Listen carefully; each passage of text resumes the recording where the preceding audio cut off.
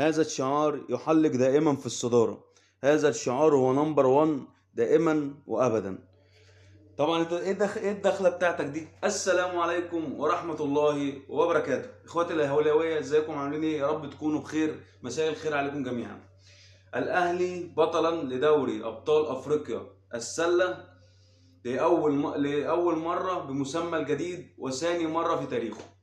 والاهلي مؤهل يتاهل رسميا لكاس العالم للانديه.